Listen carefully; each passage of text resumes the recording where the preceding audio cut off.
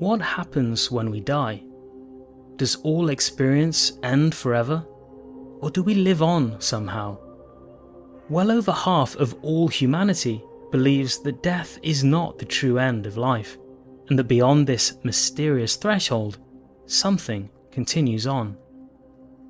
The standard view among secular academics is that these beliefs are no more than wishful thinking, a product of our fear of death and our inability to comprehend the ultimate end of experience. I too struggle to imagine how this vast universe could be organised in a way that preserves all minds at the point of death, presumably for eternity. Personally, I'm not religious, but nevertheless I don't believe we can simply dismiss the possibility of survival. Despite the many discoveries of modern science, reality remains a deeply mysterious place. There are, for example, respected philosophers and thinkers who believe that there is a not insignificant possibility that our entire reality is a simulation created by an advanced civilization with goals beyond our comprehension. It goes without saying that if we do live in a simulation, all bets are off about what we can expect to experience at death.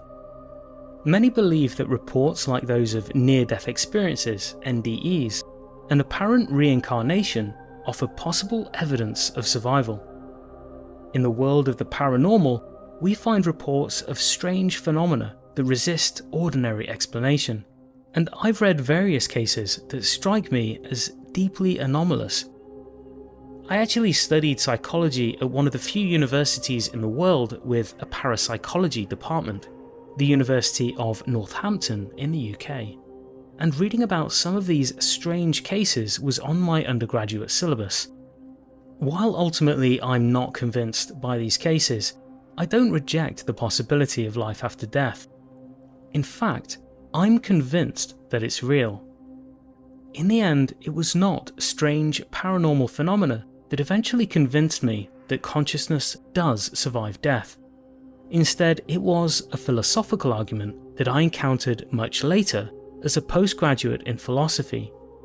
This argument, as we will explore today, appears to demonstrate that consciousness is immortal, that death as a real end to conscious experience is an epistemic illusion, and that following death we should expect not oblivion, but an enduring sense of always having existed, albeit manifest in the form of other conscious beings.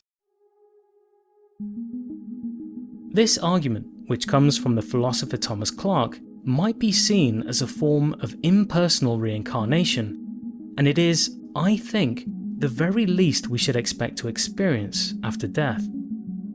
In spite of this seemingly bold claim, it is a view that does not rely, as it might at first seem, on some exotic view of consciousness. This argument, as we will explore, would hold true even if we live in an entirely physical universe, governed by completely unconscious, directionless physical laws. To be clear, my own view is that consciousness may well be more fundamental than current materialist science has appreciated. But I find it fascinating that a view that makes no such claim offers the most profound argument for survival that I've heard. It is this argument, together with its extraordinary implications, that we will explore today.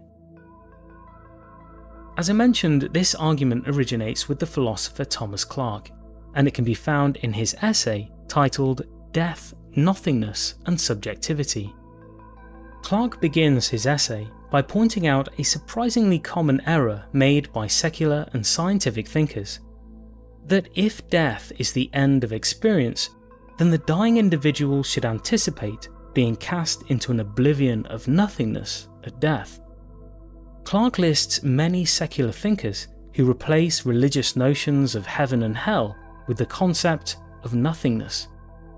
Clarke points out that many secularists have mistakenly depicted death as though it were a kind of positive nothing, an eternal situation into which the experiencing subject is plunged as though into a dark ocean at the moment of death.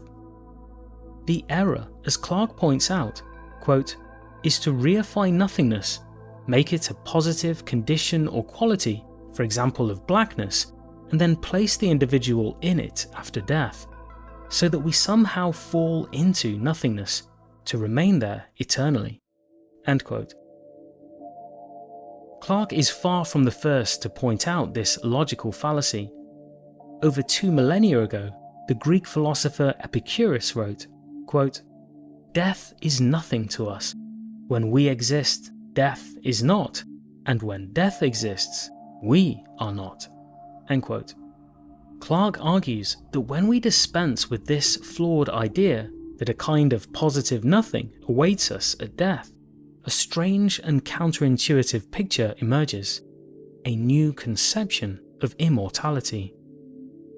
Immortal consciousness. We're almost ready to dive into Clarke's profound argument for the immortality of consciousness, but before we do, we first need to understand a fundamental truth about conscious beings. Clarke calls this truth personal subjective continuity.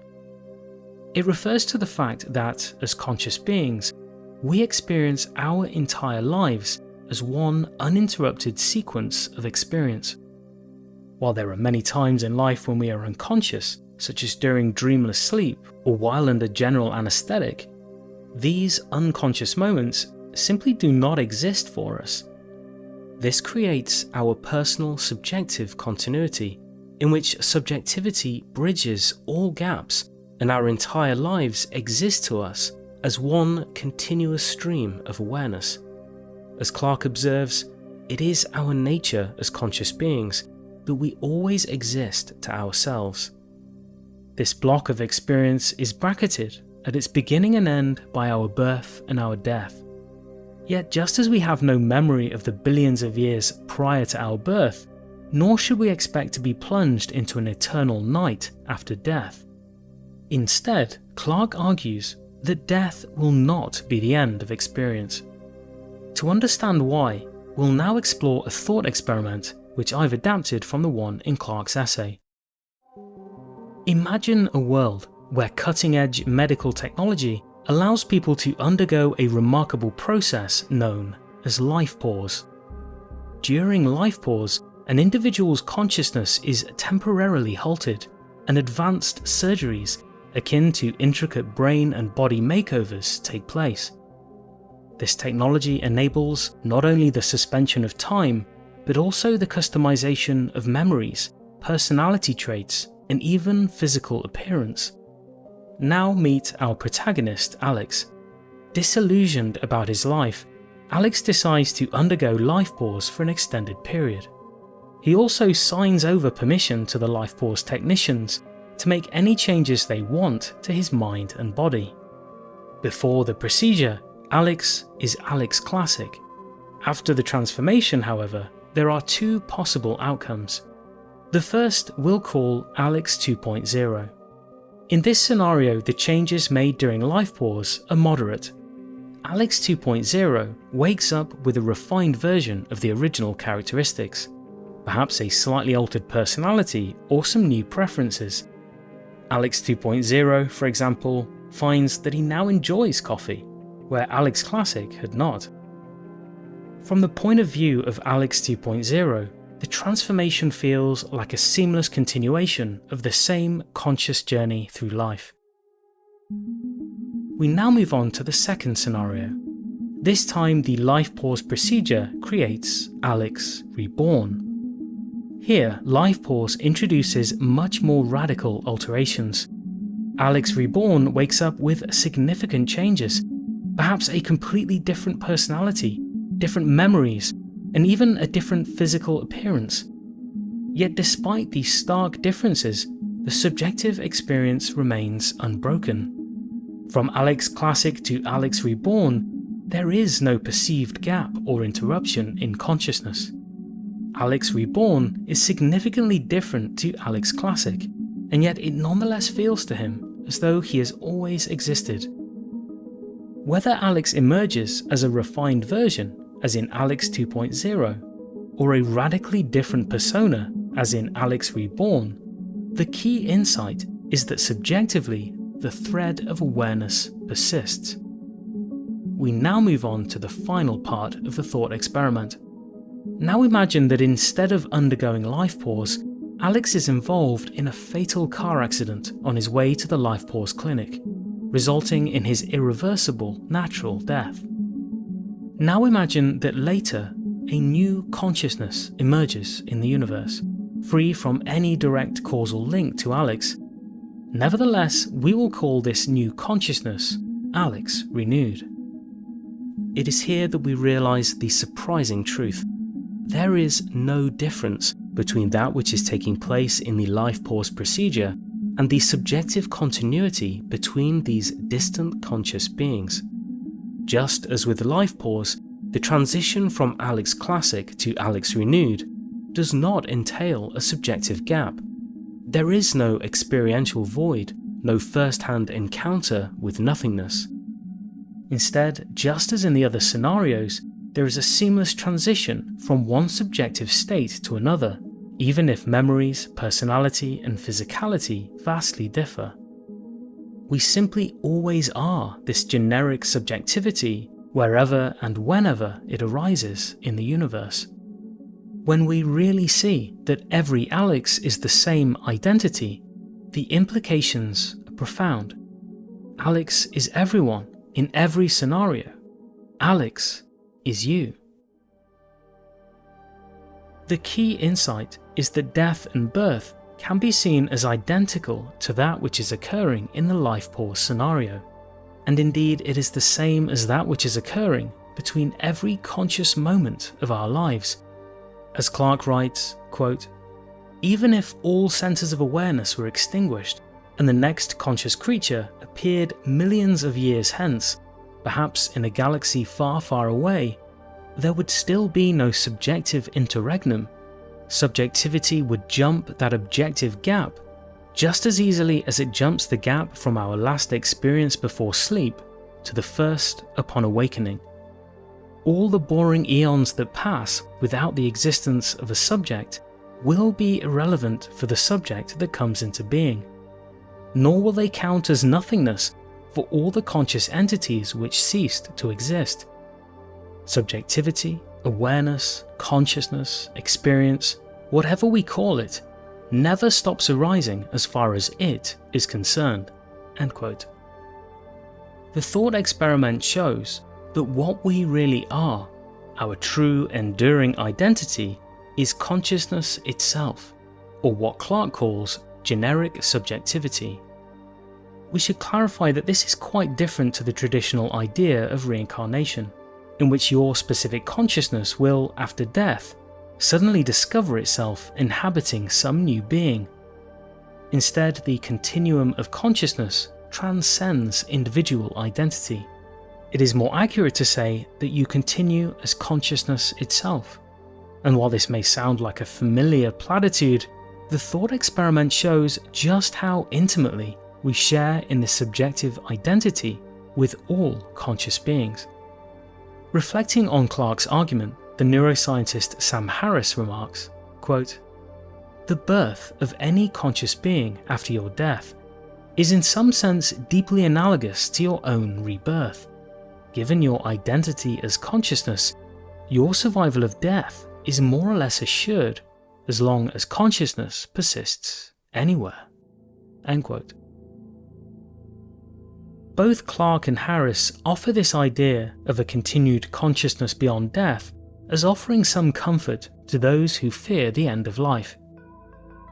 And yet others might see that such a view brings the varied conscious experiences on offer in reality far too close for comfort. Consider all of the conscious experiences taking place in the natural world, both beautiful and terrifying, or of alien forms of mind that might emerge in the future or in distant reaches of the cosmos. As consciousness, ours is the experience of the greatest and most serene enlightenment, as well as all of those actual experiences that exist and will exist of terrible suffering, loss, and frustrated desires. Several philosophers have argued that our primary identity is consciousness, and that this fact carries profound ethical implications. In his fascinating book, You Are Them, the philosopher Magnus Finding challenges his readers, asking, quote, "Why are you the same person when you wake up in the morning as the you who went to sleep the night before? Why don't you instead wake up as a scared rabbit in a dark forest in the middle of the night? Well, who says that you don't?" End quote. It's a view that resonates with both ancient and contemporary ideas. One in particular is open individualism, put forward by the contemporary philosopher Daniel Kolak. In open individualism, there exists only one numerically identical subject who is everyone at all times. In open individualism, there isn't a distinct entity that is the owner of first-person experiences.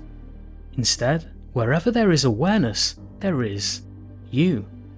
Every conscious being that has ever existed or will exist in the future is experienced by the same principle of awareness.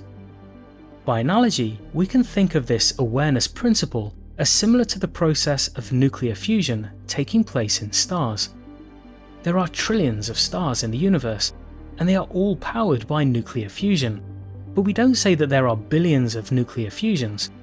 Rather, it is more accurate to say that there is just one process of nuclear fusion, which powers all stars in existence. Similarly, there is just one principle of awareness that underlies the innumerable minds in existence. In this view, there is no separate self or soul navigating through experiences. There is only consciousness experiencing itself in an innumerable variety of forms. Whether or not we live in a purely physical universe, consciousness, by its nature, transcends individuality and binds us in a shared continuous experience of existence. The New Age slogan, "We are all one," is often accompanied with naive platitudes of peace and love. In truth, facing the unfettered reality of consciousness as our primary identity is deeply sobering. We see that there is, in truth, no escape for conscious beings, regardless of their circumstances. We are, for all time, and to the last conscious being, in this together. In this sense, the recognition that our ultimate identity is consciousness is more than a salve for the fear of death. It is an ethical revelation. There is ultimately nothing for us to do other than to try to improve the available experiences of all conscious beings within the reach of our influence. I and others have argued that this will require the systematic reduction, wherever possible, of all avoidable states of agony and suffering. Another, perhaps secondary imperative is the general facilitation of conscious states which all beings might consider to be worth having, such as happiness, joy, and bliss. The emerging view profoundly challenges many of our human norms and practices. For example, it negates all rationale for retributive punishment, or what we might call violence to consciousness. Speciesism, outgroup aggression, and selfish prejudice are seen for what they are, a product of mistaken identity.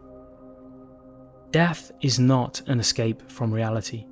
Instead, dying, as Clarke writes, is more accurately seen, quote, more like the radical refreshment of subjectivity than its extinction.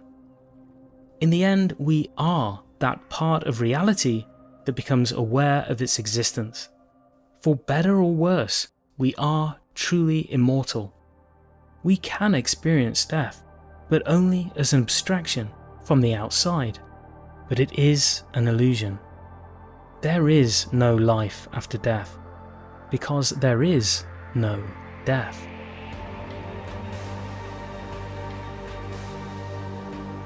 Hello, me again. I hope you found that interesting. I'm very curious to know what you think about this argument, or what, if anything, you think might happen after we die. Please leave a comment and let's have a conversation. Please remember to also hit like, which will help with the algorithm, and subscribe for loads more open-minded videos about the nature of consciousness, reality and life's place in the universe. If you want to go above and beyond and really support my work, please consider subscribing to my Patreon at patreon.com/wakingcosmos for exclusive updates as well as early access to every video and podcast I create. And a huge thank you to those of you who are already supporting my work. Alright, that is about it from me. Thank you for watching. I'm Adrian Nelson. Until next time.